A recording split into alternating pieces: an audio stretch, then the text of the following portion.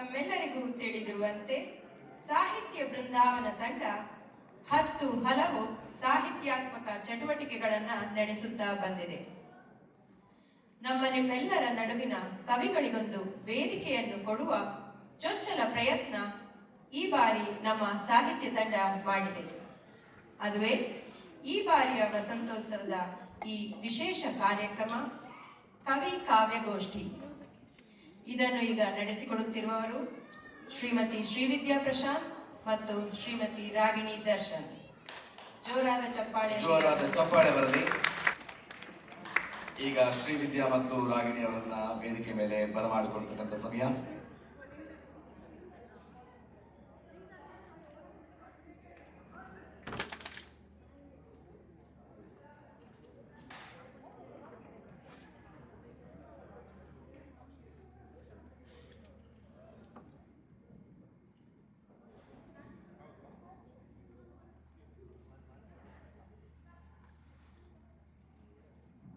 ಎಲ್ಲರಿಗೂ ನಮಸ್ಕಾರ.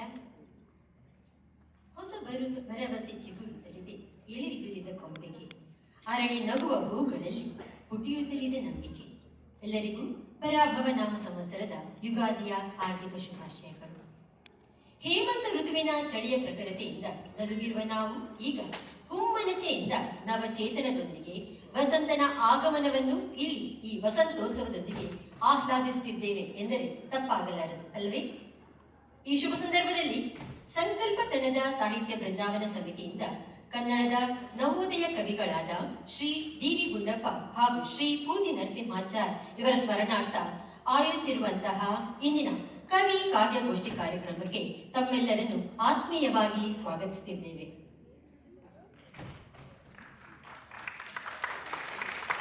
ವಸಂತ ಮಾಸವು ಕವಿಗಳಿಗೆ ಅತ್ಯಂತ ಪ್ರಿಯವಾದ ಕಾವ್ಯ ರಚನೆಗೆ ಸ್ಫೂರ್ತಿ ನೀಡುವ ಕಾಲ. ಈಗ ಈ ಕಾರ್ಯಕ್ರಮದಲ್ಲಿ ಭಾಗವಹಿಸಿರುವಂತ ನಮ್ಮ ಬೃಂದಾವನ ಕನ್ನಡ ಕೂಟದ ಪ್ರತಿಭಾನ್ವಿತ ಬರಹಗಾರರು, ಕವಿಗಳು, ಮುಖ್ಯವಾಗಿ ಕನ್ನಡ ಭಾಷೆ ಮತ್ತು ಸಾಹಿತ್ಯ ಪ್ರೇಮಿಗಳಾಗಿರುವಂತಹ ಶ್ರೀಯುತ ವಿ. ಪ್ರಸನ್ನಕುಮಾರ್, ಶ್ರೀಮಾನ್ ಸತೀಶ್ ಹೊಸನಗರ, ಶ್ರೀಮತಿ ಸರಿತಾ ನವಲಿ, ಶ್ರೀಮತಿ ಲಕ್ಷ್ಮೀ ಕೊಲಾಲ್, ಶ್ರೀಮಾನ್ ಶಶಿಧರ್ ಚಂದ್ರಪ್ಪ, ಶ್ರೀಯುತ ಶ್ಯಾಮ್ ಸುಂದರ್ ಹಲ್ಲಿಗೆರೆಯವರು ವೇದಿಕೆಗೆ ಆಗಮಿಸಿ ಆಸೀನರಾಗಬೇಕಾಗಿ ಕೇಳಿಕೊಳ್ಳುತ್ತೇನೆ.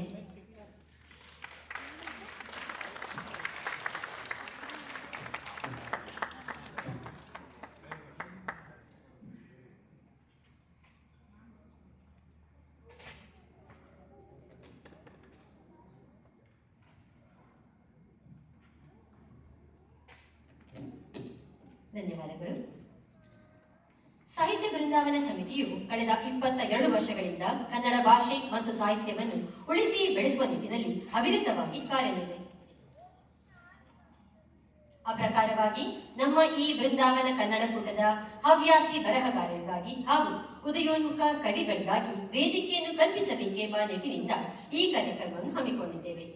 ಈಗ ಬನ್ನಿ ಕೇಳೋಣ ಸ್ವರಚಿತ ಕವನಗಳ ವಾಚನ. ಮೊದಲ ಪ್ರಸ್ತುತಿ ಶ್ರೀಯುತ ಪ್ರಸನ್ನಕುಮಾರ್ ಇವರಿಂದ.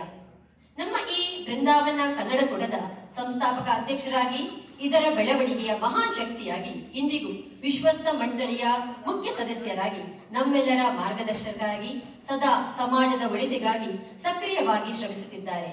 ಇವರ ಕನ್ನಡ ಪರ ಸೇವೆ ಬಹುಮಾನ್ಯವಾದದ್ದು. ಪ್ರಸನ್ನಕುಮಾರ್ ಅವರೇ, ನಿಮ್ಮಿಂದ ಸ್ವರಚಿತ ಕವನ.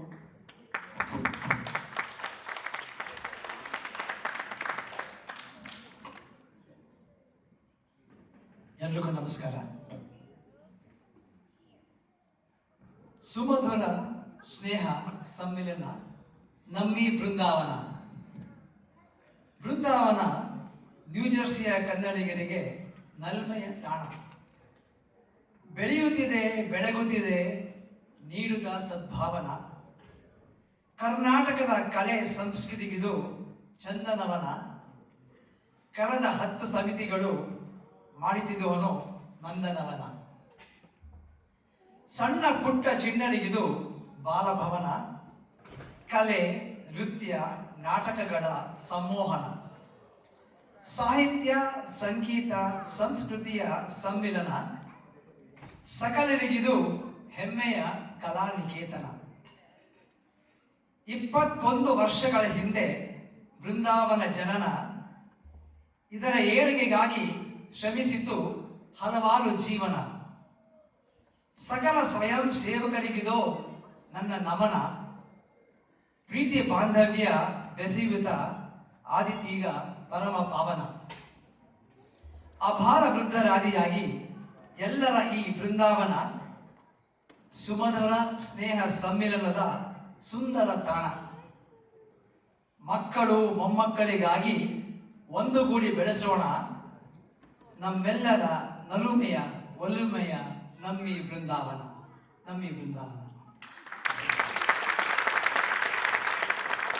ನಾನು ಸಾಮಾನ್ಯವಾಗಿ ಎಲ್ಲ ಹಬ್ಬಗಳಿಗೂ ಒಂದು ಕವಿತೆ ಕಳಿಸ್ತಿರ್ತೀನಿ. ಸುಮಾರು ಜನ ಬರ್ತಿರ್ಬೋದು. ಇತ್ತೀಚೆಗೆ ದೀಪಾವಳಿಗೆ ಬರೆದ ಒಂದು ಕವಿತೆ ಸುಮಾರು ಜನ ಅದಕ್ಕೆ ಇಷ್ಟಪಟ್ಟರು ಅಂತ ಗೊತ್ತೀನಿ. ದೀಪಾವಳಿ ಬನ್ನಿ ಬೆಳಗೋಣ ದೀಪ ಹಚ್ಚೋಣ ಹಣತೆ, ಪ್ರೀತಿ ಸ್ನೇಹದ ಜೊತೆಗೆ ಸೇರಿಸುತ್ತಾ ಮಮತೆ, ಎಲ್ಲರೊಂದಿಗೆ ಬೆರೆತು ಸವಿಯೋಣ ಸಮತೆ, ಶಿವನು ಮೆಚ್ಚುವನು ನೋಡಿ ನಮ್ಮಿ ನಡತೆ. ಮೃದುವಾದ ಮನಸ್ಸಿರಲಿ ಹಿತವಾದ ಮಾತಿರಲಿ, ರಾಗ ದ್ವೇಷದ ಸೋಂಕು ಕಿಂಚಿತ್ತೂ ಇರದಿರಲಿ, ಪ್ರೇಮ ದೀಪವು ಬೆಳಗಲಿ ನಮ್ಮಿ ಹೃದಯದಲ್ಲಿ, ಸುಖ ಶಾಂತಿ ಸಂತೃಪ್ತಿಯು ಸದಾ ನೆಲೆಸಿರಲಿ. ಶುಭ ಕೋರುವೆವು ನಾವು ಈ ದೀಪಾವಳಿಯಲ್ಲಿ, ಹುಟ್ಟಿಸಿರುವ ಆ ದೇವರು ನಮ್ಮೆಲ್ಲರನ್ನು ಕಾಯಲಿ. ಚಿಂತೆ ದೂರ ಸರಿಯಲಿ, ಮನಸ್ಸುಗಳು ಬೆರೆಯಲಿ, ಸಕಲ ಜೀವರಾಶಿಗಳು ಸಂತಸದಿ ಕುಣಿದಾಡಲಿ.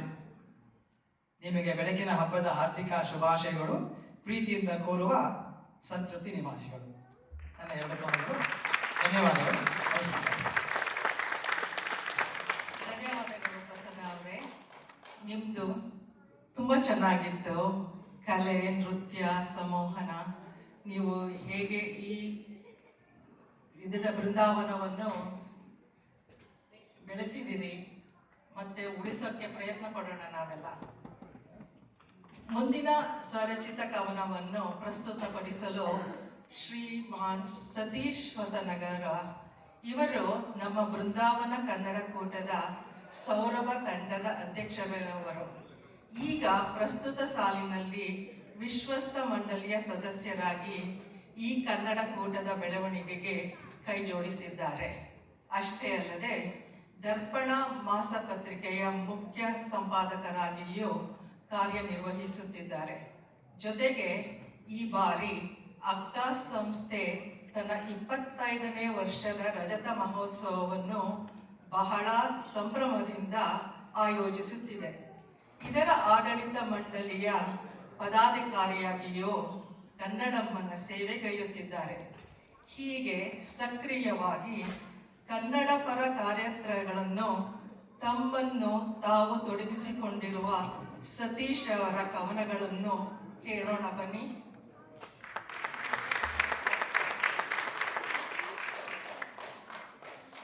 ಧನ್ಯವಾದಗಳು. ಎಲ್ರಿಗೂ ನಮಸ್ಕಾರ.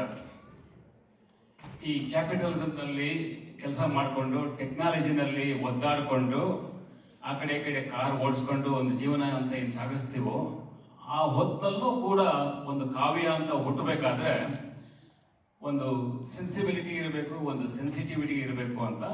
ಹಾಗಾಗಿ ಮಾರ್ಚ್ 1ನೇ ತಾರೀಕು ಶ್ರೀವಿದ್ಯೆ ಕಾಲ್ ಮಾಡಿದ್ರು, ಕವಿಗೋಷ್ಠಿಗೆ ನಿಮ್ಮನ್ನು ಹಾಕ್ತಾ ಇದ್ದೀನಿ, ಯಾಕೆ ಶಿಕ್ಷೆ ಕೊಡ್ತಾ ಇದ್ದೀರಿ ಶ್ರೀವಿದ್ಯಾ ಅಂತ ಅಂದೆ. ಇಲ್ಲ, ಚೆನ್ನಾಗಿರುತ್ತೆ ಅದ್ರ ಬಗ್ಗೆ ಒಂದು ಹೇಳಿ ಅಂತಂದ್ರು. ಹಾಗಾಗಿ ಇದೊಂದು ಆಶು ಕವಿತೆ.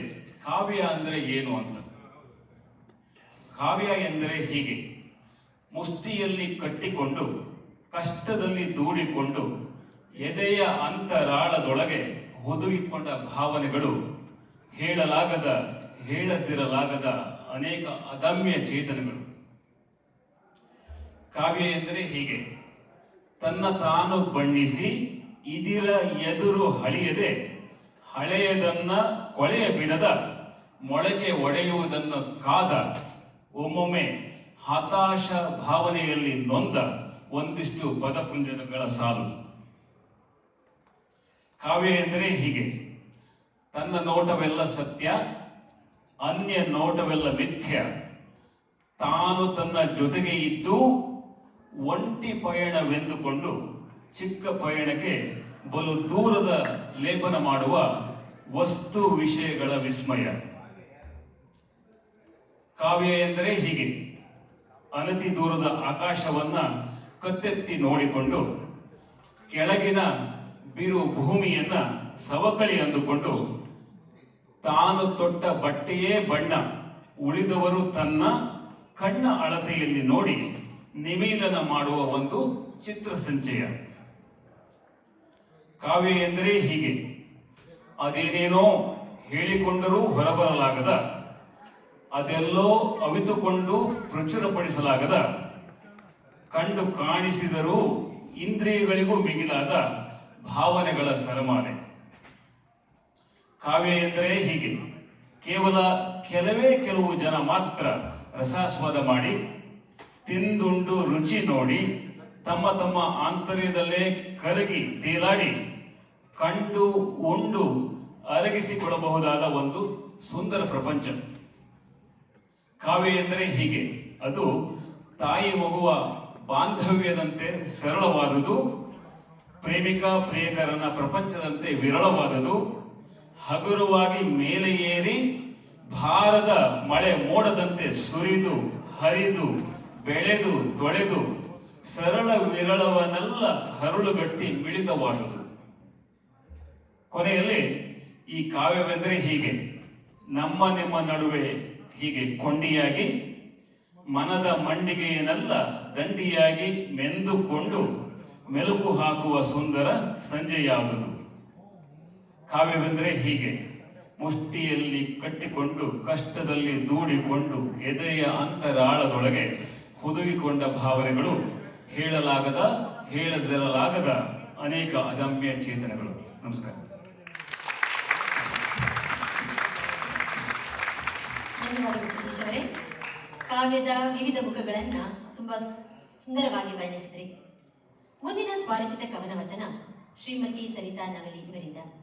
ನಮ್ಮ ಬೃಂದಾವನ ಕನ್ನಡಕೂಟದ ಚಟುವಟಿಕೆಗಳಲ್ಲಿ ಸಕ್ರಿಯವಾಗಿ ಭಾಗವಹಿಸುವ ಇವರು 2014ರಲ್ಲಿ ಸಾಹಿತ್ಯ ಬೃಂದಾವನ ಆರಂಭಿಸಿದ ದ್ವೈಮಾಸಿಕ ಪತ್ರಿಕೆಯಾದ ಬೃಂದಾವನ ವಾಣಿಯ ಮುಖ್ಯ ಸಂಪಾದಕಿಯಾಗಿ ಕಾರ್ಯನಿರ್ವಹಿಸಿದ್ದಾರೆ. ಇವರ ಕಥೆ, ಕವನಗಳು, ಪ್ರಬಂಧಗಳು, ಅಂಕಣ ಬರಹಗಳು ಕರ್ನಾಟಕ ರಾಜ್ಯದ ಹಲವಾರು ದಿನಪತ್ರಿಕೆಗಳಲ್ಲಿ ಪ್ರಕಟವಾಗಿದೆ. 2019ರಲ್ಲಿ ಇವರ ಮೊದಲ ಕಥಾ ಸಂಕಲನ ಅವನಾವನು ಕಾಯುವ ಪ್ರಕಟಗೊಂಡಿದ್ದು, ಈ ವರ್ಷ ಈ ಕಥಾ ಸಂಕಲನವು ತೆಲುಗಿನಲ್ಲಿ ತಕ್ಕು ವೇಮಿ ಮನುಕು ಎಂದು ಪ್ರಕಟಗೊಳ್ಳಲಿದೆ. ನೃತ್ಯ ರೂಪಗಳ ಪರಿಕಲ್ಪನೆ, ನಾಟಕ ಅನುವಾದ, ನಟನೆ ಮತ್ತು ನಿರ್ದೇಶನ ಇವರ ಮತ್ತೊಂದು ಹವ್ಯಾಸ. ಬನ್ನಿ ಕೇಳೋಣ ಇವರ ಸ್ವರಚಿತ ಕವನ. ಧನ್ಯವಾದಗಳು ಶ್ರೀವಿದ್ಯಾ. ಎಲ್ರಿಗೂ ನಮಸ್ಕಾರ. ಕಥೆಗಾರ್ತಿಯಾಗಿ ಗುರುತಿಸಿಕೊಳ್ಳುವ ನಾನು ಕವನಗಳನ್ನು ಬರೆದಿರುವುದು ಬಹಳ ಕಡಿಮೆ. ಇವತ್ತು ನಾನು ಬರೆದಿರುವ ಕೆಲವು ಕವನಗಳಿಂದ ಆಯ್ದುಕೊಂಡ 2 ಕವನಗಳನ್ನು ವಾಚಿಸ್ತಾ ಇದ್ದೀನಿ. ಮೊದಲನೇ ಕವನದ ಶೀರ್ಷಿಕೆ ಸ್ಪರ್ಶ, ಟಚ್. ಮನುಷ್ಯನ ಜೀವನದ 3 ಹಂತಗಳಾದ ಬಾಲ್ಯ, ಯೌವನ ಮತ್ತು ವೃದ್ಧಾಪ್ಯಗಳಲ್ಲಿ ಈ ಸ್ಪರ್ಶ ಬೇರೆ ಬೇರೆ ಭಾವಗಳನ್ನು ಮೂಡಿಸುತ್ತದೆ ಅನ್ನುವ ಮಾತುಗಳನ್ನು ಸ್ನೇಹಿತೆಯೊಂದಿಗೆ ಚರ್ಚಿಸುವ ರೀತಿಯಲ್ಲಿ ಈ ಕವನವನ್ನು ನಾನು ಬರೆದಿದ್ದೀನಿ. ಅದೇ ಒಂದು ಸ್ಪರ್ಶ ಬಾಲ್ಯದಲ್ಲಿ ಮಮತೆಯ, ಯೌವನದಲ್ಲಿ ಪುಳಕದ, ವೃದ್ಧಾಪ್ಯದಲ್ಲಿ ವಿಶ್ವಾಸದ ಭಾವಗಳನ್ನು ಮೂಡಿಸುತ್ತದೆ ಎನ್ನುವುದು ನನ್ನ ಅಭಿಪ್ರಾಯ. ಕವನದ ಶೀರ್ಷಿಕೆ ಸ್ಪರ್ಶ. ಓ ಗೆಳತಿ, ಬಾಲ್ಯದಲ್ಲಿದು ಮುದ್ದು ಮುಖದ ಕಂದನಾಗಿ ಹಿಡಿಯ ಹೋದ ಚೆಂಡಿಗಾಗಿ, ಪುಟ್ಟ ಹೆಜ್ಜೆ ಸೊಟ್ಟಗಾಗಿ, ಮಂಡಿ ತರಚಿ ಗಾಯವಾಗಿ, ಅಳುತ್ತಲಿರಲು ಭಯವಾಗಿ, ಅಮ್ಮ ತಪ್ಪಿ ಮುತ್ತ ನೀಡೆ, ಅಪ್ಪ ಬಂದು ಎತ್ತಿ ಆಡೆ, ಅರಿವ ಸ್ಪರ್ಶ ಮಮತೆ ನೋಡೆ. Here the touch is N affection.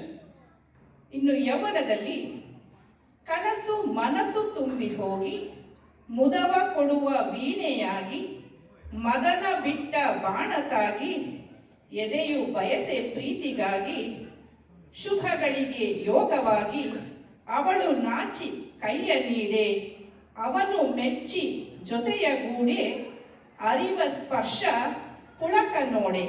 Here the touch is the excitement. ನೀವು ಕೇಳಿರಬಹುದು, ಈ ಟಚ್ಚಲ್ಲಿ ಏನೋ ಇದೆ ಅನ್ನೋ ಹಾಡನ್ನ. ಆ ಟಚ್ಚಲ್ಲಿರೋದು ಎಕ್ಸೈಟ್ಮೆಂಟ್ ಅನ್ನೋದು ನನ್ನ ಅಭಿಪ್ರಾಯ.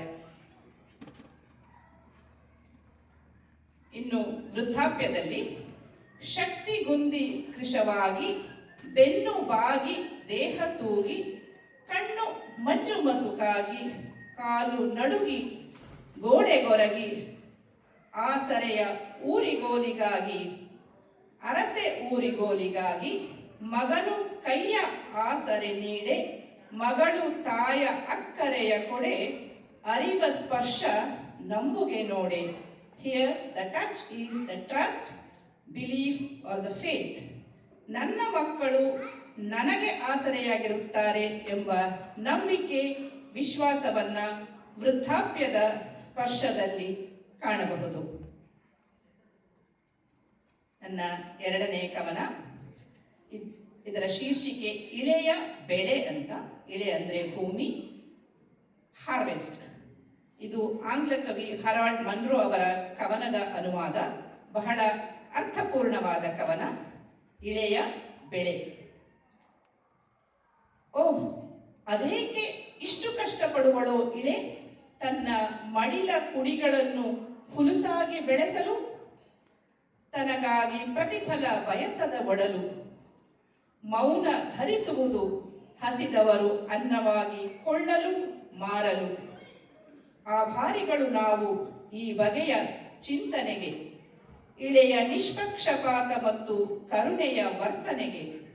ಗಳಿಕೆ ಇಳಿಕೆಗಳ ಬಯಸಲಾರದ ಅರಿವು, ಭೇದ ಭಾವವ ಸುಳಿಯ ಕೊಡದ ತಿಳಿವು. ಆದರೆ ಹೀಗಿದೆ ನಮ್ಮೆಲ್ಲ ಶ್ರಮದ ನಂತರದ ರೀತಿ. ನೀಡುವೆವು ಕೊನೆಯಲ್ಲಿ ಪೂರ್ಣ ಪಾವತಿ. ಅರ್ಪಿಸುವೆವು ದೇಹವ ಇಳೆಯ ಮಡಿಲಿಗೆ, ಮಣ್ಣಲ್ಲಿ ಮಣ್ಣಾಗುವೆವು ಅವಳ ಉಳಿವಿಗೆ. ಕೊನೆಯಲ್ಲಿ ನೀಡುವೆವು ಪೂರ್ಣ ಪಾವತಿ, ಅರ್ಪಿಸುವೆವು ದೇಹವ ಇಳೆಯ ಮಡಿಲಿಗೆ, ಮಣ್ಣಲ್ಲಿ ಮಣ್ಣಾಗುವೆವು ಅವಳ ಉಳಿವಿಗೆ. ಧನ್ಯವಾದಗಳು.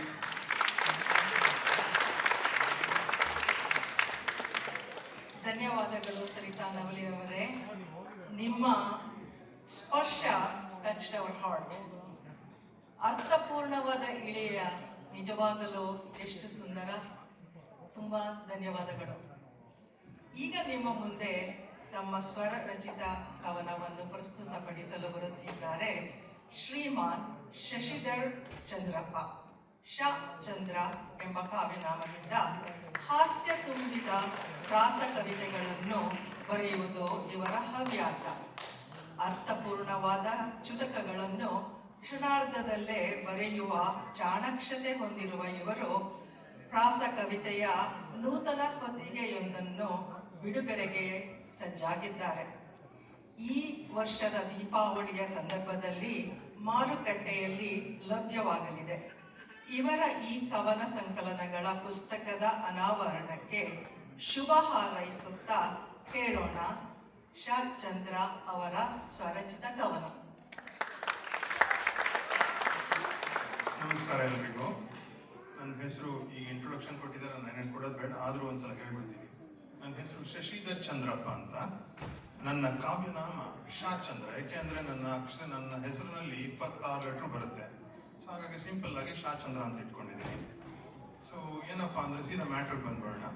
ನನ್ನ ಹವ್ಯಾಸ ಹಾಸ್ಯ ತುಂಬಿದ ಪ್ರಾಸ ಕವಿತೆ ಬರೆಯೋದು. ನಾನು ಯಾವುದೇ ಒಂದು ವಿಷಯ ನೋಡಿದ್ರು ತಕ್ಷಣ ಚಕ್ ಅಂತ ಬರಿತೀನಿ. ಅದನ್ನ ಹೆಮ್ಮೆಯಿಂದ ಹೇಳ್ಕೊಳ್ತೀನಿ, ಇದು ನಾನು ಏನೋ ಬಂದ್ಬಿಟ್ಟಿದೆ, ಬರಿತಾ ಇದ್ದೀನಿ. ಕೆಲವು ಕವಿತೆಗಳನ್ನ ನಾನು ಇದಕ್ಕೋಸ್ಕರನೇ ಬರೆದೆ. ನನಗೆ ಶ್ರೀವಿದ್ಯಾ ಅವ್ರು ಫೋನ್ ಮಾಡಿದಾಗ ಈ ಥರ ಹೇಳಿದ್ರು, ಆಯಿತು ಅಂತ ಹೇಳಿ ನಾನು ಕೆಲವನ್ನ ಬರೆದಿದ್ದೀನಿ, ಸಂದರ್ಭಕ್ಕೆ ತಕ್ಕಂತೆ ಬರೆದಿದ್ದೀನಿ. ಜೊತೆಗೆ ಇನ್ನೊಂದು ಏನು ಹೇಳಬೇಕು ಅಂದರೆ, ಈ ಕವಿಗಳಿಗೆ ಸ್ಟೇಜ್ ಮೇಲೆ ಮೈಕ್ ಕೊಟ್ಬಿಟ್ರೆ ಅದು ಬಿಟ್ಟು ಹಿಡಿಯೋಕ್ಕೆ ಇಷ್ಟ ಆಗಲ್ಲ. ಹಂಗೆ ರಾಜಕೀಯದವ್ರಿಗೂ ಅಷ್ಟೇ, ಕುರ್ಚಿ ಕೊಟ್ಬಿಟ್ರೆ ಎದೊಳಕ್ಕೆ ಕಷ್ಟ ಆಗುತ್ತಂತ ಅವ್ರಿಗೆ. ಆ ಥರ ನಾವು 3 ನಿಮಿಷ ಅಂತ ಟೈಮ್ ಬೇರೆ ಫಿಕ್ಸ್ ಮಾಡ್ಬಿಟ್ಟಿದ್ದಾರೆ. ಸೊ ಆ 3 ನಿಮಿಷದಲ್ಲಿ ಎಷ್ಟಾಗುತ್ತೋ ಅಷ್ಟು ಹೇಳ್ಬಿಡ್ತೀನಿ ನಿಮಗೆ. ನಾನು ಮೊದಲನೇ ಕವನ ಬರೆದಿದ್ದ ಕಾರಣ ಏನು ಅಂದ್ರೆ ನಾವೆಲ್ಲ ಎಲ್ಲ ಸೇರಿದ್ವಿ. ಕಾರಣ ಏನಪ್ಪ ಅಂದ್ರೆ ಕನ್ನಡ ನಮ್ಮ ಭಾಷೆ, ಕನ್ನಡ ನಾಡು ನಮ್ಮ ಊರು, ಅದೇ ಕಾರಣ. ಯುಗಾದಿ ವಸಂತೋತ್ಸವ ಮಾಡ್ತಾ ಇದ್ದೀವಿ, ಆದ್ರೂ ಕನ್ನಡ ಅನ್ನೋದೊಂದು ಕಾರಣ. ಸೊ ಆ ಕನ್ನಡದ ಮೇಲೆ ನಾನೊಂದು ಬರ್ದಿದ್ದೀನಿ. ಕನ್ನಡ ಭಾಷೆ ಅಂತ ಇದ್ದದ್ದು ಟೈಟಲ್. ಕನ್ನಡ ಭಾಷೆಯಲ್ಲಿದೆ ಪದಸಾಗರವೇ, ಪದಗಳ ಮಾಲೆ ಮಾಡಿ ಕನ್ನಡಾಂಬೆಗೆ ಸಮರ್ಪಿಸಲು ನಿರ್ಧರಿಸಿರುವೆ. ಬೇಕಾದ ಪದಗಳಿಗೆ ಈ ಪದಸಾಗರದಲ್ಲಿ ಕಷ್ಟಪಟ್ಟು ನಾವು ಹುಡುಕುತ್ತಿರುವೆ. ಆದರೆ ಬೇಕಾದ ಪದಗಳೆಲ್ಲ ಅದಾಗೆ ನನ್ನ ಬಳಿ ಬರುತ್ತಿವೆ. ಏಕೆಂದರೆ ಕನ್ನಡದ ಪ್ರತಿಯೊಂದು ವಿಭಾಗ, ಕನ್ನಡ ಭಾಷೆ, ಕನ್ನಡ ನೆಲ, ಕನ್ನಡ ಜನ ಎಲ್ಲವೂ ಸರಳ, ಔದಾರ್ಯ ಹಾಗೂ ಸಹಾಯ ಮನೋಭಾವದಿಂದ ತುಂಬಿ ತುಡುಕುತ್ತಿವೆ. ಸಂದರ್ಭ ಸಮಯ ಸಿಕ್ಕಾಗಲೆಲ್ಲ ಕನ್ನಡ ಮಾತಾಡಿ, ಕನ್ನಡದಲ್ಲಿ ವ್ಯವಹರಿಸಿ, ಕನ್ನಡ ಬೆಳೆಸಿ, ಮೋಸ್ಟ್ ಇಂಪಾರ್ಟೆಂಟ್ ಮಕ್ಕಳಿಗೆ ಕನ್ನಡ ಕಲಿಸಿ. ಅದೇ ನೋಡಿ ಕನ್ನಡಾಂಬೆಗೆ ಮಾಲೆ ಮಾಡಿ ಸಮರ್ಪಿಸಿದಂತೆ ಜೈ ಕರ್ನಾಟಕ ಮಾತು. ನಾವೆಲ್ಲ ನಮ್ಮ ಮಾತೃಭಾಷೆ ಕನ್ನಡ ಕಲ್ತು, ಕನ್ನಡ ನಾಡಿನಲ್ಲಿ ಬೆಳೆದ್ವು. ಆದ್ರೆ ಎಲ್ಲ ದೂರ ಬಂದ್ಬಿಟ್ವು, ಎಲ್ಲ ದೂರದಲ್ಲಿದ್ದೀವಿ. ಆದ್ರೆ ಇಷ್ಟು ದೂರ ಬಂದು ಸುಮ್ಮನೆ ಇರಕ್ಕಾಗಲ್ಲ. We are all successful. ನಾವೆಲ್ಲ ಒಂದು ಒಳ್ಳೆ ಕೆಲಸಗಳನ್ನ ಕಲ್ತು ಇಲ್ಲಿ ಬಂದು ನೆಲೆಸಿದೀವಿ, ಸಕ್ಸಸ್ ಆಗಿದ್ದೀವಿ ಜೀವನದಲ್ಲಿ. ಆ ಯಶಸ್ಸು ಅನ್ನೋದ್ರ ಮೇಲೆ ಒಂದು ಕವನ ಬರೆದಿದ್ದೀನಿ. ಅದು title of the poem is ಯಶಸ್ಸು. ನಾನಾಗಬೇಕೆಂದಿದ್ದೆ ಶಾರುಖ್ ಖಾನು, ಸಿಗಲಿಲ್ಲ ನನಗೆ ನಟಿಸಲು ಚಿತ್ರ ಡಾನು. ಮುಂದುವರೆಸೆ ಸಿಕ್ಕ ಕೆಲಸಗಳ ಮನಸ್ಸಿಟ್ಟು ಮಾಡಿದೆ ನಾನು, ಇಂದು ನಾನಾದ ಚಾಂಪಿಯನ್ನು. ನನಗೆ ಯಾವುದೂ ಇಲ್ಲ ಇಂದು ಕಾಂಪಿಟೇಷನ್ನು, ನನ್ನ ಕೆಲಸಕ್ಕೆ ನಾನೇ ಸುಲ್ತಾನು. ಈ ಅನುಭವದಿ ಕಲಿತೆ ಕೆಳಗಿನ ಪಾಠವನ್ನು, ಸಿಗಲಿಲ್ಲವೆಂದು ಪರದಾಡಬೇಡಿ, ಸಿಕ್ಕ ಕೆಲಸವನ್ನು ಮನಸ್ಸಿಟ್ಟು ಮಾಡಿ, ಯಶಸ್ಸು ನಿಮ್ಮ ಹಿಂದೆ ಬರುವುದು ನೋಡಿ. ಏನೇ ಮಾಡಿದ್ರು ನಾವು ಕಷ್ಟಪಟ್ಟು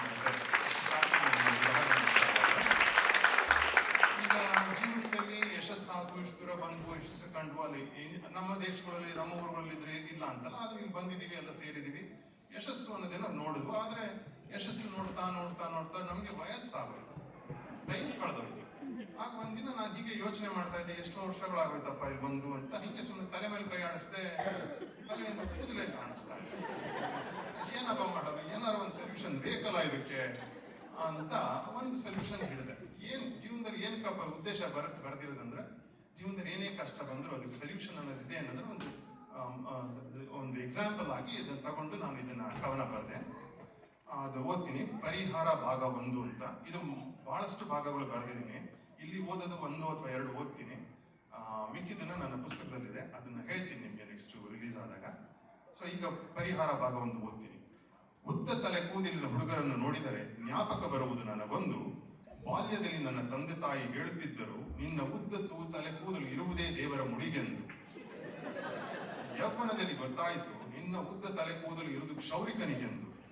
ಅವನು ನಿನ್ನ ಕೇಶ ಶೃಂಗಾರ ಮಾಡಲೆಂದು. ಇನ್ನು ಎಷ್ಟೇ ಉದ್ದ ಕೂದಲು ಬಂದ್ರು ನಾವು ನಮ್ಮ ಟೈಮಲ್ಲಿ ಅಮಿತಾಬ್ ಬಚ್ಚನ್ ಕಟ್ಟು, ಸ್ಟೆಪ್ ಕಟ್ಟು, ಧೋನಿ ಕಟ್ಟು, ಹಿಂಗನ್ನೋದು ಎಲ್ಲ ಸ್ಟೈಲ್ಗಳು ಮಾಡಿದ್ವಿ. ಸೊ ಆವಾಗ ಕಳೆದು ಬಿಟ್ವು. ಆಮೇಲೆ ಮುಂದುವರೆದಿದ್ದು 40-50 ಆಸುಪಾಸಿನಲ್ಲಿ ಗೊತ್ತಾಯ್ತು ಇನ್ನೂ ಒಂದು, ನನ್ನ ತಲೆಯ ಮೇಲಿನ ಕೂದಲೆಲ್ಲ ಉದುರುತ್ತಿದೆ ಎಂದು. ಈವಾಗ ತಿಳಿಯಿತು ಮಗದೊಂದು, ತಲೆ ಕೂದಲು ಉದುರಿದರೆ ಏನು ಯೋಚನೆ ಬೇಡೆಂದು. ಏಕೆಂದರೆ ಟರ್ಕಿ ದೇಶದಲ್ಲಿ ಅತ್ಯಾಧುನಿಕ ತಂತ್ರಜ್ಞಾನದ ವ್ಯವಸ್ಥೆ ಇದೆ ಎಂದು, ಅಗ್ಗದ ದರದಲ್ಲಿ ತಲೆ ಕೂದಲು ಕಸಿ ಮಾಡುವರೆಂದು. ಆದ್ದರಿಂದ ಯೋಚನೆ ಎಲ್ಲ ಮಾಯವಾಯಿತು, ತಲೆ ಕೂದಲೆಲ್ಲ ಉದುರಿದ ಮೇಲೆ ಕಸಿ ಮಾಡಿಸಿದರಾಯ್ತೆಂದು. ಮುಂದೊಂದು ದಿನ ಮತ್ತೆ ಪಡೆದರಾಯ್ತೆಂದು ಉದ್ದ ಕೂದಲೆಂದು. ಈ ಸೊಲ್ಯೂಷನ್ ಏನೋ ಬಂದ್ಬಿಡ್ತು ನನ್ಗೇನೋ ತಲೆ ಮೇಲೆ ಕೂತು ನಾನೇನೋ ಟರ್ಕಿ ದೇಶದಲ್ಲಿ ಮಾಡಿಸ್ಕೊಂಡ್ಬಿಡ್ತೀನಿ. ಆಮೇಲೆ ಸುಮ್ಮನೆ ನಾನು ಹಿಂಗೆ ತಾನೆ ನಮ್ದು ಯೋಚನೆ, ನಮ್ಮ ಕಷ್ಟಗಳು ನಮ್ದೆಲ್ಲ ಪರಿಹಾರ ಆದ್ಮೇಲೆ ಸುತ್ತಮುತ್ತ ನೋಡ್ತೀವಿ ಏನಪ್ಪ ಅಂತ. ಹಿಂಗೆ ನೋಡ್ತಾ ಇದ್ದೆ, ಸುಮಾರು ಜನ ನೋಡಿದೆ, ಎಲ್ಲ ಬೆಳ್ಳಗಾಗಿತ್ತು, ಕೂದಲು ತೆಳ್ಳಗಾಗಿತ್ತು, ಇನ್ ಕೆಲವ್ರಿಗೆ ಅರ್ಧ ಚಂದ್ರಾಕೃತಿ ಆಗಿತ್ತು. ಇವ್ರೇನಪ್ಪ ಮಾಡ್ತಾರೆ ಅತ್ತಾನೆ ಕುತೂಹಲ ಶುರುವಾಯ್ತು. ಆವಾಗ ಮತ್ತೊಂದು ಸೊಲ್ಯೂಷನ್ ಕಂಡಿಡಿದೆ. ಅದನ್ನ ಯಾರಿಗೂ ಹೇಳಕ್ ಹೋಗ್ಲಿಲ್ಲ, ಆದ್ರೆ ನಾನೇ ಕಂಡಿಡ್ದು ಬರೆದಿಟ್ಕೊಂಡೆ. ಸೊ ಅದು ಪರಿಹಾರ ಭಾಗ 2 ಅಂತ ಬರೆದಿದ್ದೀನಿ. ಬಾಲ್ಯದಲ್ಲಿ ಚೆನ್ನಾಗಿಯ ತಲೆ ಕೂದಲು ಬೆಳೆಯುತ್ತಿತ್ತು, ಬರುತ್ತಾ ತಲೆ ಕೂದಲು ಕಡಿಮೆ ಆಯ್ತಾ ಬಂತು. ಹಿಂದೆ ತಿರುಗಿ ನೋಡಿದಾಗ ಕಾರಣ ಗೊತ್ತಾಯ್ತು, ಕಾವೇರಿ ನೀರಿನ ಹರಿವು ನಮ್ಮನೆಗೆ ನಿಂತು ಹೋಗಿತ್ತು. ಬಾತ್ರೂಮ್ನಲ್ಲಿ ಬೋರ್ವೆಲ್ ವಾಟರ್ ಬಳಕೆ ಜಾಸ್ತಿ ಆಯ್ತು, ಯಾಕಂದ್ರೆ ಹಾರ್ಡ್ ವಾಟರ್. ನೋಡಿ ತಲೆ ಕೂದಲು ಉದುರೋಕೆ ಶುರುವಾಯಿತು. ನನಗೇನೋ ಬೋರ್ವೆಲ್ ವಾಟರ್ ತಲೆ ಕೂದಲುವುದಕ್ಕೆ ಶುರುವಾಯಿತು. ಆದರೆ ಕೆಲವರಿಗೆ ತಲೆ ಕೂದಲು ಬೆಳ್ಳಗಾಗಿತ್ತು, ಇನ್ನು ಕೆಲವರಿಗೆ ತೆಳ್ಳಗಾಗಿತ್ತು, ಮತ್ತೆ ಕೆಲವರಿಗೆ ವಿವಿಧ ರೀತಿ ಪೂರ್ಣಾಕೃತಿ, ಕಾಲು, ಅರ್ಧ, ಮುಕ್ಕಾಲು ಚಂದ್ರಾಕೃತಿ ಆಯಿತು. ನನಗೆ ಯೋಚನೆ ಆಯಿತು, ನನಗೇನೋ ಟರ್ಕಿ ದೇಶದ ಪರಿಹಾರಕ್ಕೆ, ಆದರೆ ಕೆಲವರಿಗೆ ತಲೆ ಕೂದಲು ತೆಳ್ಳಗಾದವರ ಚಂದ್ರಾಕೃತಿಯಾದ ಪರಿಹಾರ ಏನು ಎಂದು. ಆಮೇಲೆ ತಿಳಿಯಿತು, ತಲೆ ಕೂದಲು ಬೆಳ್ಳಗಾದವರಿಗೆ ಇದೆಯಲ್ಲ ಕಪ್ಪು ಕೂದಲು ಬಣ್ಣ, ತೆಳ್ಳಗಾದವರಿಗೆ ಚಂದ್ರಾಕೃತಿಯ ಮಾರ್ಕೆಟ್ನಲ್ಲಿ ಇದೆಯಲ್ಲ ಟೋಫನ್, ಇದೇ ಸದ್ಯದ ಸೊಲ್ಯೂಷನ್. ಸೊ ಇದಿಷ್ಟು ನನಗಾಯಿತು. ಆಮೇಲೆ ನಾನು ಇಲ್ಲಿ ಕೂತಿದ್ದೆ, ಇವತ್ತು ಸಾಯಂಕಾಲ ಬಂದು ಸ್ಟೇಜ್ ಮೇಲೆ ನಾನು ಮುಂದೆ ನಿಂತಿದ್ದಾಗ ಶ್ರೀವಿದ್ಯಾ ಅವರು ಹೇಳಿದ್ರು, ಇನ್ನು 3 ಪ್ರೋಗ್ರಾಮ್ ಇದೆ, ನೀವು ಕಾಯಿಲ್ಲ ಕೂತ್ಕೊಂಡಾಗ ಯೋಚನೆ ಮಾಡಿ ಏನಪ್ಪ ಇಷ್ಟು ಒಳ್ಳೆ ಅವಕಾಶ ಕೊಟ್ಟಿದ್ದಾರೆ, ನಾವು ಹೆಂಗೆ ಇವ್ರಿಗೆ ಥ್ಯಾಂಕ್ಸ್ ಹೇಳೋದು ಅಂತ ಕೂತ್ಕೊಂಡು ಒಂದು ಕವನ ಬರುತ್ತೆ, ಅದನ್ನು ಓದ್ಬಿಡ್ತೀನಿ ಇವಾಗ. ನಮ್ಮ ಕವನಗಳಿಗೆ ಸಭೆಗಳಲ್ಲಿ ಮಂಡಿಸಲು ನಮಗೆ ಗೊತ್ತಿರಲಿಲ್ಲ ಡೈರೆಕ್ಷನ್ನು, ಸಿಕ್ಕಿತು ನೋಡಿ ಅವಕಾಶ ಇನ್ ಕವಿಗೋಷ್ಠಿ ನ್ಯೂಜೆರ್ಸಿಯಲ್ಲಿ. ಈಗ ನನಗನಿಸುತ್ತಿದೆ ನಾನಾಗಬಹುದೇ ಸಂಜು ಸ್ಯಾಮ್ಸನ್ನು. ಅದೇ ನೋಡಿ ಎಲ್ಲದಕ್ಕೂ ಬರಬೇಕು ಕಾಲ ಮಿಂಚಲು, ಇರಬೇಕು ದೇವರ ಆಶೀರ್ವಾದದ ಪರ್ಮಿಷನ್ನು. ಅವಕಾಶ ಕೊಟ್ಟಿದ್ದಕ್ಕೆ ಹೇಳುವೆನು ಧನ್ಯವಾದಗಳ ಬೃಂದಾವನ ಕನ್ನಡ ಸಂಘಕ್ಕೆ. ಧನ್ಯವಾದ.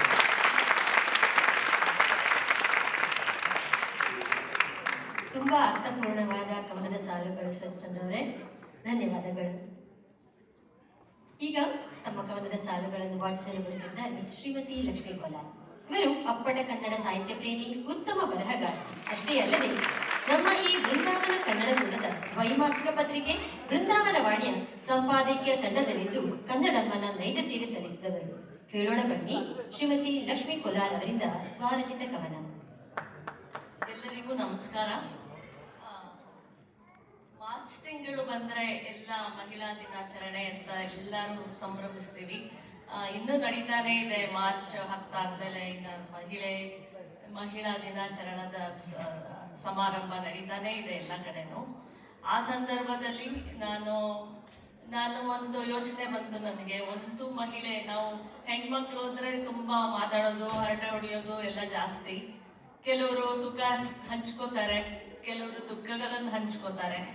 ಅಂಥ ಟೈಮಲ್ಲಿ ಅವ್ರನ್ನ ಹೇಗೆ ಸಾಂತ್ವನ ಗಳಿಸಬಹುದು ಅಂತ ಯೋಚಿಸಿದಾಗ ಉದ್ಭವಿಸಿದ ಒಂದು ಸ್ವರಚಿತ ಕವಿತೆ. ಅದಕ್ಕೆ ನಾನು ಸಖಿ ಅಥವಾ ಸ್ನೇಹಿತೆ ಅಂತ ಹೆಸರಿಟ್ಟಿದ್ದೀನಿ. ಇದು ಸ್ವಲ್ಪ ಬೇಜಾರಾದಾಗ ಹೇಳಿದಾಗ ಕ್ರಿಯೇಟ್ ಆಗಿತ್ತು ಕವಿತೆ.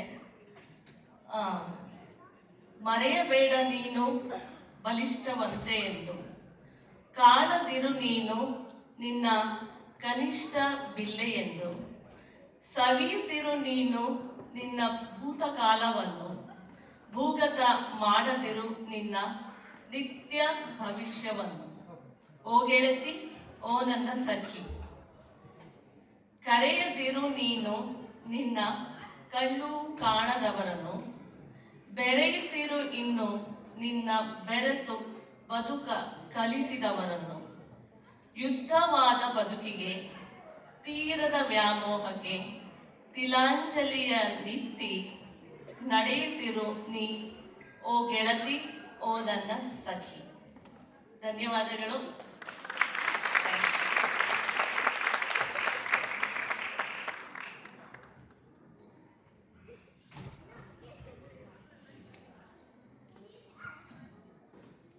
ಧನ್ಯವಾದಗಳು ಲಕ್ಷ್ಮಿ ಅವರೇ.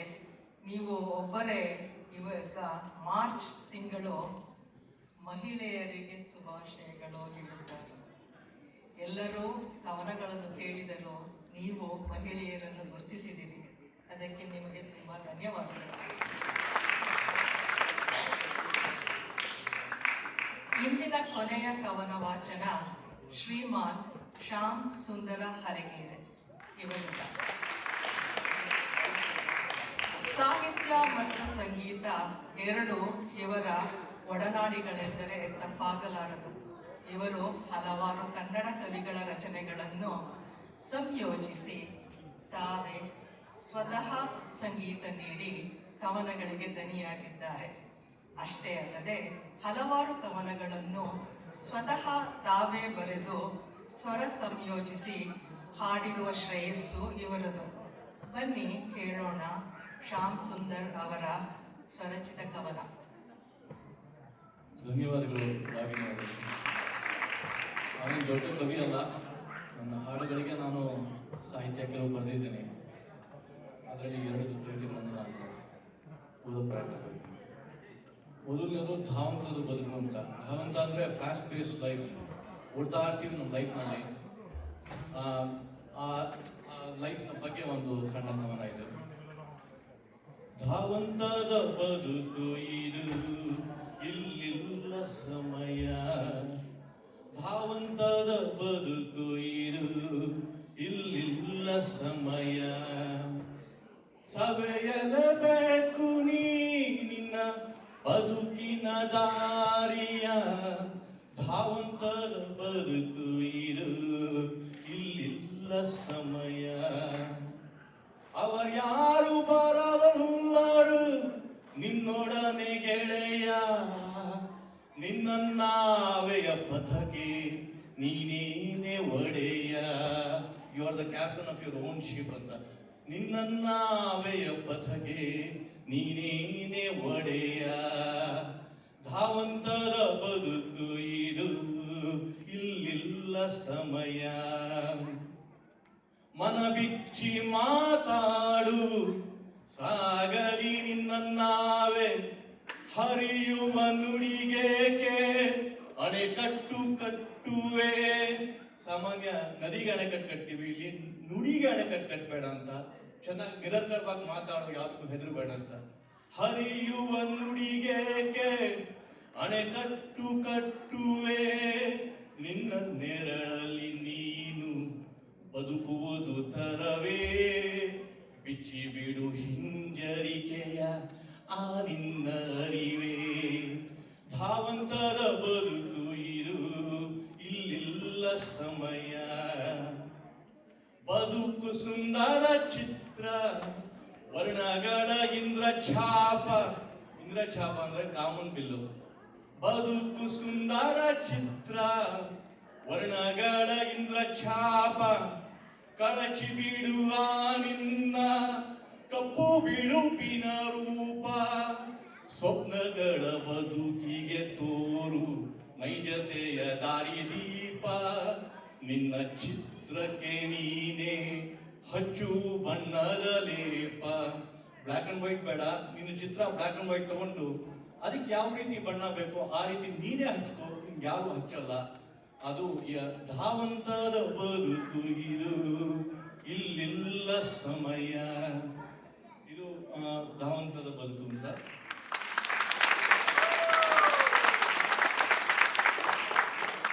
ಎರಡನೇ ಪದ್ಯ ನಾನು ಬರೆದಿದ್ದು ಆಟ ಅಂತ. ಯುರೋಪಿಂದ ಬರ್ಬೇಕಾದ್ರೆ ಸುಮ್ಮನೆ ಫ್ಲೈಟ್ನಲ್ಲಿ ಕೂತಿದ್ದೆ. ಮಾಡೋಕ್ಕೇನು ಕೆಲಸ ಇಲ್ಲ, ಏನಾದ್ರು ಮಾಡೋಣ ಅಂದ್ಬಿಟ್ಟು ಈ ಹಾಡನ್ನ ಫ್ಲೈಟ್ನ ಹೊರಟಾಗಿ ಶುರು ಮಾಡಿದೆ. ಮುಗಿಯೋ ಅಷ್ಟರಲ್ಲಿ ಕವಿತೆ ಮುಗಿದೋಗಿತ್ತು. ಈಗ ಅದನ್ನು ನಾನು ಓದ್ತೀನಿ. ಇದು ಆಟ ಅಂತ. ಆಟ ಅಂದರೆ ಇದು ನಮ್ಮ ಆಟನ ಮೇಲಿಂದ ಯಾರೋ ಒಬ್ಬ ನಮ್ಮನ್ನು ಆಟ ಆಡಿಸ್ತಾನೆ. ಸೂತ್ರ ಅವನ ಹತ್ರ ಇದೆ, ನಾವು ಬರೀ ಪಾತ್ರಧಾರಿಗಳು. ಅದ್ರ ಬಗ್ಗೆ ಬರೆದಿದ್ದು ಆಟ ಅಂತ. ಜೀವನದ ಆರೇಖೆಗಳ ಬಿಡಿಸಿದವನಾತ.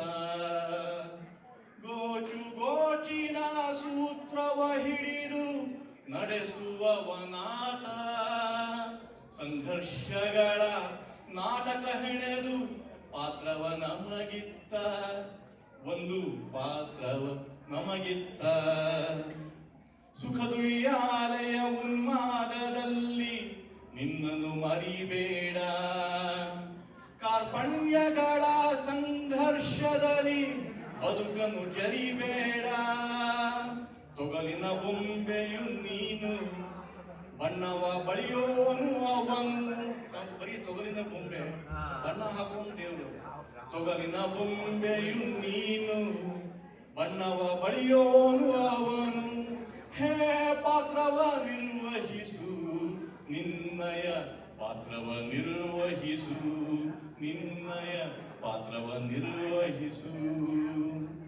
ಹಾವು ಏಳಿಯ ಆಟವಿದು, ಮೇಲೇರಿದವ ಕೆಳಗಿಳಿವ, ಎಡವಿದವ ಎದ್ದೇಳುವ, ಆಡಿಸುವವ ನಿರ್ಧರಿಸುವ. ಹಾವು ಏಣಿತರ ಆಟ ನಮ್ದು. ಕೆಳಗಡೆ ಇರೋನು ಮೇಲೆ ಹೋಗ್ತಾನೋ, ದೇವರು ಬಿಡಲ್ಲ. ಕೆಳಗಡೆ ಎಷ್ಟೇ ಕಷ್ಟದಲ್ಲಿ ಇದ್ರು ಅವ್ನ ಮೇಲೆ ಕಳಿಸ್ತಾನೆ. ಅದೇ ರೀತಿ ಮೇಲೆ ಇದ್ದು ಬಹಳ ನಾವು ಒಂದು ದರ್ಪದಲ್ಲಿ ಗರ್ವದಲ್ಲಿ ಇದ್ರೆ ಕೆಳಗಡೆ ಬೀಳ್ತೀವಿ. ಆಟ ಆಡಿಸೋನು ಯಾನು? ದೇವರು ನಮ್ಮನ್ನು ಆಟ ಆಡಿಸ್ತಾನೆ. ಆಡಿಸುವ ನಿರ್ಧರಿಸುವ, ಸೋತರೆ ಕುಗ್ಗದಿರು ನೀನು, ಗೆದ್ದರೆ ಹಿಗ್ಗದಿರು. ಸೂತ್ರವು ಕಳಚುವುದು ಸಹಜ, ಆಟವು ನಿಲ್ಲುವುದು ಮನುಜ. ಆಟವು ನಿಲ್ಲುವುದು, ಈ ಆಟ ನಿಂತು ಹೋಗುತ್ತೆ. ನಾವು ನಮ್ಮ ಬದುಕು ಶಾಶ್ವತ ಅಲ್ಲ, ನಮ್ಮ ಆಟ ನಿಲ್ಲುತ್ತೆ. ಆ ಸೂತ್ರ ಮೇಲಿದೆ, ಆ ಸೂತ್ರಧಾರ ಯಾವಾಗ ನನ್ನ ಆಟ ನಿಲ್ಬೇಕು ಅಂತ ಹೇಳ್ತಾನೋ ಆಗ ನಮ್ಮ ಆಟ ನಿಲ್ಲುತ್ತೆ. ಸೂತ್ರವು ಕಳಚುವುದು ಸಹಜ, ಆಟವು ನಿಲ್ಲುವುದು ಮನುಜ, ಆಟವು ನಿಲ್ಲುವುದು ಮನುಜ. Thank you. ಧನ್ಯವಾದಗಳು ಶ್ಯಾಮ್ ಅವರೇ, ತುಂಬಾ ಅರ್ಥಪೂರ್ಣವಾದ ಸಾಲುಗಳು. Thank you. ಸಂಕಲ್ಪ ತಂಡದ ಸಾಹಿತ್ಯ ಬೃಂದಾವನ ವತಿಯಿಂದ ಕನ್ನಡದ ಶ್ರೇಷ್ಠ ಸಾಹಿತಿಗಳಾದ ಶ್ರೀ ಡಿ ವಿ ಗುಂಡಪ್ಪ ಹಾಗೂ ಶ್ರೀ ಕೂತಿ ನರಸಿಂಹಾಚಾರ್ಯ ಅವರ ಸ್ಮರಣಾರ್ಥ ಪ್ರಸ್ತುತಪಡಿಸಿದ ಈ ಕವಿ ಕಾವ್ಯಗೋಷ್ಠಿ ಕಾರ್ಯಕ್ರಮ ತಮ್ಮೆಲ್ಲರಿಗೂ ಮುದ ನೀಡಿತೆಂದು ಭಾವಿಸುತ್ತೇವೆ. ವಸಂತೋತ್ಸವದ ಈ ಶುಭ ಸಂದರ್ಭದಲ್ಲಿ ಸಂಸ್ಕೃತಿ ಮತ್ತು ಸಾಹಿತ್ಯದ ಆಧಾರ ಸ್ತಂಭವಾಗಿರುವ ನಮ್ಮ ಕನ್ನಡ ಭಾಷೆಯ ಅಭಿರುಚಿಯನ್ನು ಮುಂದಿನ ಪೀಳಿಗೆಯಲ್ಲೂ ಸಕಾರಾತ್ಮಕವಾಗಿ ಬೆಳೆಸುವ ದಿಶೆಯಲ್ಲಿ ಸದಾ ಕಾರ್ಯಪ್ರವೃತ್ತರಾಗಿರೋಣ. ಎಲ್ಲೇ ಇರಲಿ, ಹೇಗೆ ಇರಲಿ, ನಮ್ಮ ಪ್ರತಿ ಉಸಿರಲು ಕನ್ನಡ ಹಚ್ಚ ಹಸಿರಾಗಿರಲಿ ಎಂದು ಆಶಿಸುತ್ತಾ ಈ ಕಾರ್ಯಕ್ರಮಕ್ಕೆ ವಿರಾಮವನ್ನು ನೀಡುತ್ತೇವೆ. ವಂದನೆಗಳು. ಈ ಒಂದು ಅವಕಾಶ ಕೊಟ್ಟಿದ್ದಕ್ಕೆ ಸಂಕಲ್ಪ ತಂಡಕ್ಕೆ ನಾವೆಲ್ಲರೂ ಆಭಾರಿ. ಧನ್ಯವಾದಗಳು. ನಮಸ್ಕಾರ. ಸಂತೋಷ್ ಪಿಕ್ಚರ್ ಬೇಕಂತಪ್ಪ. ಧನ್ಯವಾದಗಳು ರಾಗಿಣಿ ಹಾಗೂ ಶ್ರೀವಿದ್ಯಾ, ತುಂಬ ಚೆನ್ನಾಗಿ ಕಂಪೇರ್ ಮಾಡಿದ್ರಿ. ನಮಸ್ಕಾರ.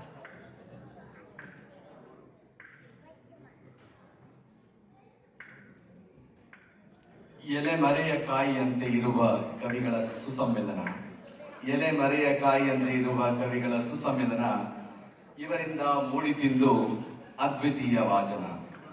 ಇದುವೇ ನಮ್ಮ ಬೃಂದಾವನದ ಕವಿ ಕಾವ್ಯಗಳ ಭವ್ಯ ಸಮ್ಮೇಳನ. ನಮ್ಮ ಈ ಎಲೆಮರೆಯ ಕಾಯಿಗಳಲ್ಲಿ ಸತ್ಯವರು ಕೂಡ ಒಬ್ರು. ಈಗಷ್ಟೇ ಬ್ಯಾಕ್ ಸ್ಟೇಜ್ ಅಲ್ಲಿ ಕೂತ್ಕೊಂಡು ಈ ಕವನವನ್ನ ಗೀಚಿದ್ದಾರೆ. ಅವರಿಗೊಂದು ಜೋರಾದ ಚಪ್ಪಾಳೆ. ಧನ್ಯವಾದ ಸಸಿಗಳೇ. ಸಾಹಿತ್ಯದಲ್ಲಿ ಒಂದು ಕ್ರಿಯಾಶೀಲತೆಯನ್ನ ತಮ್ಮ ವಿನೂತನ ಕವನಗಳಿಂದ ಅಮೆರಿಕಾದ ನೆಲದಲ್ಲಿರುವ ಈ ಕವಿವರಿಯರು ವಿಶೇಷವಾಗಿ ನಮ್ಮೆಲ್ಲರಿಗೂ ವಾಚಿಸಿದ್ದಾರೆ. ಒಬ್ಬರಿಗಿಂತ ಒಬ್ಬರು ನಾನೇನೂ ಕಮ್ಮಿ ಇಲ್ಲ ಅಂತ ನಮ್ಮನ್ನಂತೂ ಕಾವ್ಯದ ಗೀಳಿಗೆ ಹಚ್ಚಿದ್ದೀರಾ. ಈ ಕಾವ್ಯಗೋಷ್ಠಿ ಬಹಳ ಉತ್ತಮವಾಗಿ ನೆರವೇರಿಸಿಕೊಟ್ರಿ ಶ್ರೀವಿದ್ಯಾ ಮತ್ತು ರಾಗಿಣಿ ಅವರೇ. ನಿಮ್ಮೆಲ್ಲರಿಗೂ ಧನ್ಯವಾದಗಳು. ಮತ್ತು ಈಗ ಮುಂದಿನ ಕಾರ್ಯಕ್ರಮ ಏನು ಅನ್ನೋದನ್ನ ಸ್ವಲ್ಪ ತಿಳ್ಕೊಳ್ಳೋಣ.